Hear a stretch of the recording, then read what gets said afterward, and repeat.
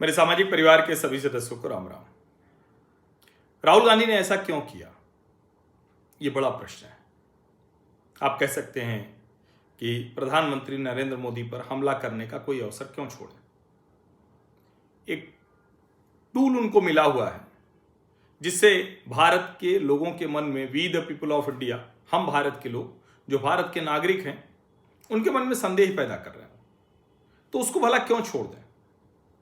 एक ही बात है, बार बार कह रहे हैं, झूठ है, अफवाह है, लेकिन हो सकता है कुछ लोगों के दिमाग में आ रही, उनकी पार्टी का जो कार्यकर्ता है, हो सकता है वो उत्साहित हो रहा। अब आज वाला हाइड्रोजन बम हो गया, एच फाइल्स हो गई, हरियाणा फाइल्स कह लीजिए उसको। जो कुछ उन्होंने कहा उसमें से बहुत का फैक्ट चेक हो गया। जैसे पहले महादेवपुरा का हुआ था, जैसे पहले उन्होंने जो जो नाम लिए थे उस सब का हो गया था। और आज की भी प्रेस वार्ता में दो तो कमाल की बातें थी। पहले उन्होंने कही जिसमें उन्होंने एग्जिट पोल्स दिखाए 2024 जो विधानसभा चुनाव के, और फिर पोस्टल बैलेट दिखाए और कहा कि दोनों में तो कांग्रेस जीत रही थी, फिर कैसे हार सकती है। लोगों ने शाम होते होते दिखा दिया कि राहुल गांधी ही थे जिन्होंने कहा कि एग्जिट पोल्स तो नरेंद्र मोदी का माहौल बनाने के लिए बनाए गए। कब? वो 2024 का लोकसभा चुनाव था।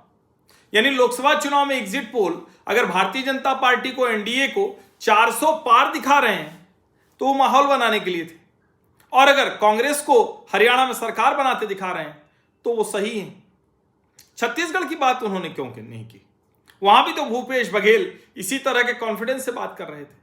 जिस तरह से उन्होंने दूसरी बात दिखाई और बाइट आधी काट कर चला दी, वो बयान था नायब सिंह सैनी का। नायब सिंह सैनी जिनको मनोहर लाल खट्टर की जगह मुख्यमंत्री बनाया गया। नायब सिंह सैनी विनम्र व्यक्ति हैं, बहुत आराम आराम से बोलते हैं, खट्टर जी की तरह लाठी कम चलाते हैं, हरियाणा के हैं लेकिन लाठी कम चलाते हैं। उन्होंने यही कहा था कि हम एक तरफा जीत रहे हैं।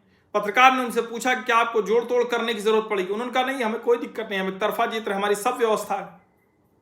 नायब सिंह सैनी वैसे ही मुस्कुराते हैं। उसको उन्होंने कहा कि इसमें भी साजिश है, इसका मतलब कुछ रहस्य है। अब हरियाणा के जो मुख्य चुनाव आयुक्त हैं, उन्होंने बहुत से सवालों का जवाब दिया है। कहा है कि बहुत से सवालों के जवाब आगे आएंगे, लेकिन सवाल असली है कि शाम होते होते जिस तरह का फैक्ट चेक हुआ, उसके बाद राहुल जी की बच्ची खुची विश्वसनीयता भी समाप्त हो रही है। और लगता है कि जैसे कोई विदेशी टूल किट जैसा है। क्या कहीं बाहर से कुछ आता है? क्योंकि उनकी प्रेस वार्ता में एक शब्द आया, जेन जी को वो संबोधित कर रहे थे। कोई ये कह सकता है कि भारत में या दुनिया में कहीं भी जो परिवर्तन हुए हैं, जो बदलाव हुए हैं, वो तो नौजवान करता है। तो हर नेता, हर व्यक्ति जो सत्ता की तरफ जाना चाहता है या सत्ता से हटाना किसी को चाहता है, तो वो नौजवानों से अपील करता है। एकदम दुरुस्त बात है। लेकिन किन मुद्दों की बात कर रहे थे? वो मुद्दे जिसको लेकर महादेवपुरा के समय में उन्होंने जितने लोगों के नाम लिए थे, सब समझ में आ गया कि तो झूठ निकला। हाँ, ये जरूर है कि चुनाव आयोग को इस तरफ देखना चाहिए कि मतदाता सूची में कोई गड़बड़ ना हो। अब जिस ब्राजीलियन मॉडल की बात कर रहे हैं, उस ब्राजीलियन मॉडल का चेहरा, उसकी फोटो, पता नहीं वो ब्राजीलियन मॉडल है भी या नहीं है, अभी तक कोई उसका पक्का पता नहीं बता पाया। कोई कह रहा है कि किसी ने उसकी फोटो खींची, किसी ब्राजीलियन फोटोग्राफर ने, और उसने उसको बेच दिया।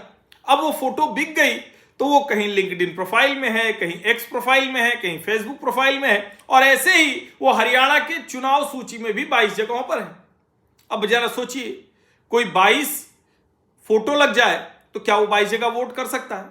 चुनाव आयोग जो स्याही लगाता है, वो स्याही मिटने में महीनों लग जाते हैं, महीने भर तो लग ही जाते हैं।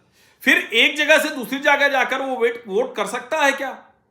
लेकिन नहीं, संदेह पैदा कर रहा है, कागज का लंबा गट्ठर दिखाना है और इससे संदेह पैदा करना है। ये सब राहुल गांधी कब कर रहे हैं? ये सब राहुल गांधी कर रहे हैं बिहार विधानसभा चुनाव के ठीक एक दिन पहले। कल विधानसभा का चुनाव है।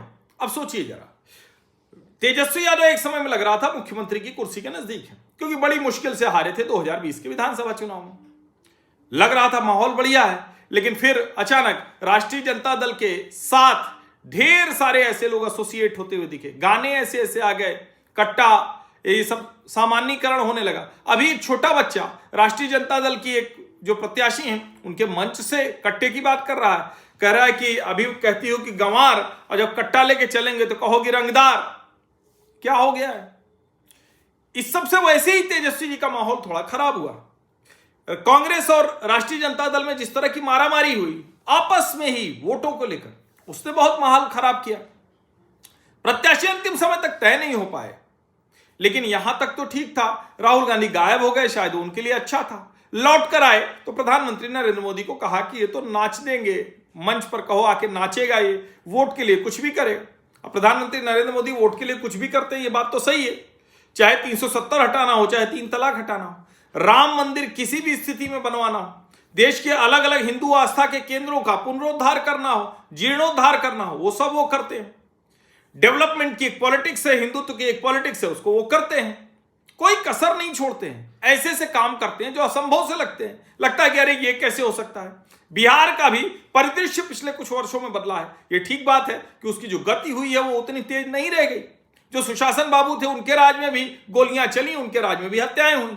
लेकिन कमाल देखिए कि ऐसा कर दिया कि नीतीश कुमार को चेहरा नहीं बनाया, तो विपक्ष ये कहने लगा कि नीतीश कुमार को चेहरा क्यों नहीं बना रहे हो।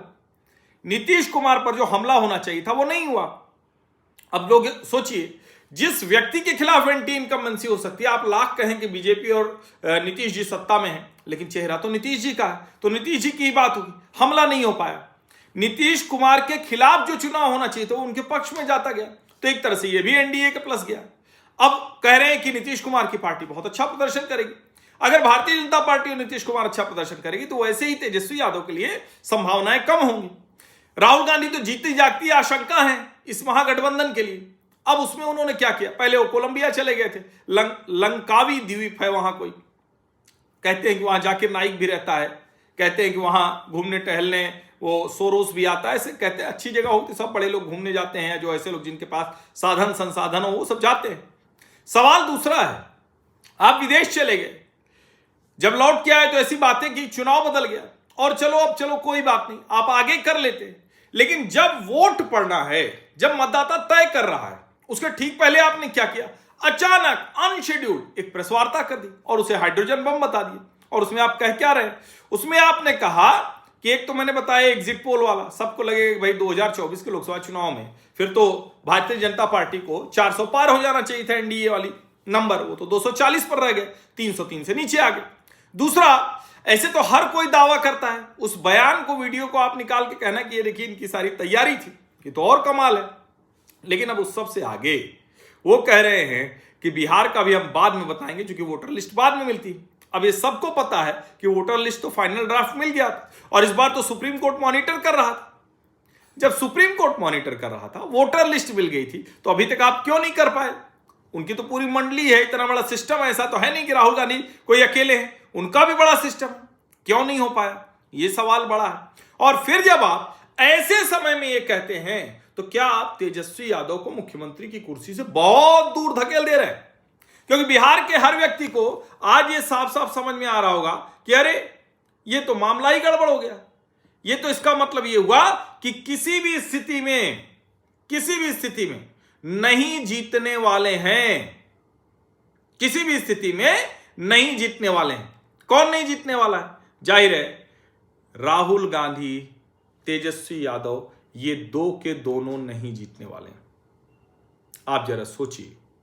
और इसीलिए मैं कह रहा हूं कि ये जो पूरा आपको दिख रहा है, ये साफ साफ नजर आ रहा है कि बिहार का चुनाव वैसे ही जा चुका है, जो बचा खुचा भी है वो भी चला जा रहा है इनके हाथ से। क्या राहुल गांधी, तेजस्वी यादव की जो थोड़ी बहुत भी उम्मीद हो, उस उम्मीद को भी ध्वस्त करते हुए दिख रहे हैं?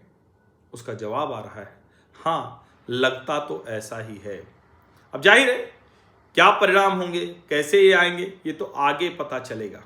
लेकिन जो लक्षण हैं वो लक्षण तो ठीक नहीं है। और ये क्यों किया राहुल गांधी ने, ये पता नहीं, लेकिन ऐसा लग रहा है कि राहुल गांधी ने बिहार में जो थोड़ी बहुत भी महागठबंधन की संभावनाएं थी वो समाप्त कर दी। क्या कोई दुश्मनी निकालना है? लेकिन ऐसा कुछ तो होना नहीं चाहिए था। महागठबंधन तो एक साथ लड़ रहा है, लेकिन जो लक्षण हैं वो तो ऐसे नहीं दिख रहे हैं। तो क्या कुछ गंभीर मसला है क्या, ये एक बड़ा सवाल है। अब आप भी जरा सोचिए कि आखिर राहुल गांधी ने ऐसा क्यों कहा। लेकिन मुझे लगता है कि चुनाव आयोग को इसका जवाब देना चाहिए। ये बहुत खतरनाक खेल वो देश के साथ खेल रहे हैं। और मैं फिर कह रहा हूं, गड़बड़ी मतदाता सूची का शुद्धिकरण, वो सब करना चाहिए, लेकिन वो जिस तरह से इसको प्रस्तुत करने की कोशिश कर रहे हैं, ये देश में एक किस्म की अराजकता फैलाने की कोशिश है। ये खतरनाक है। आप सभी का बहुत बहुत धन्यवाद। सब्सक्राइब अवश्य कर लीजिए, नोटिफिकेशन वाली घंटी दबा दीजिए, लाइक का बटन दबा दीजिए, अधिक से अधिक लोगों तक इस वीडियो को पहुंचा दीजिए।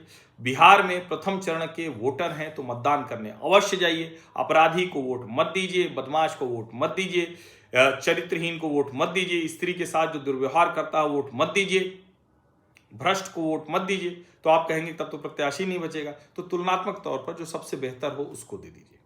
समझ रहे हैं ना? बहुत बहुत धन्यवाद।